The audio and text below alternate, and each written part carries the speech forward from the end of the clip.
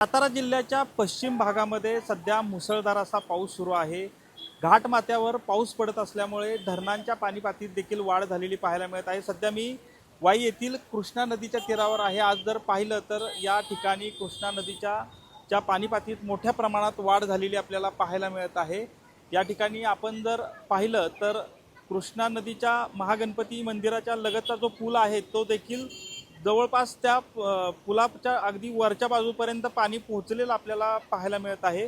सध्या धोम धरणातून या ठिकाणी 8700 क्युसेक इतका पाण्याचा विसर्ग जो आहे तो करण्यात आलेला आहे। त्यामुळं या कृष्णा नदीवरील जवळपास खडकी असेल मरडे या भागातील जी गावं आहेत त्या गावांचे छोटे पूल आहेत हे पाण्याखाली गेलेले आहेत। आपण जर पाहिलं तर या ठिकाणचं महागणपती मंदिर जे आहे ते देखील या ठिकाणी पाण्यामध्ये अर्ध बुडालेलं पाहायला मिळत आहे। खरं तर पावसाचं प्रमाण जे आहे ते पश्चिम भागामध्ये मोठ्या प्रमाणात आहे, मात्र वाई शहर असेल किंवा सातारा शहराच्या भागामध्ये पावसाची उघडझाप असलेली एकूणच पाहायला मिळत आहे। त्यामुळं नदीलगतच्या गावांना सतर्कतेचा इशारा जो आहे तो जिल्हा प्रशासनाने दिलेला पाहायला मिळतोय। कॅमेरामन अभिजित पिसेसह संतोष नालावडे, TV9 मराठी, वाई, सातारा।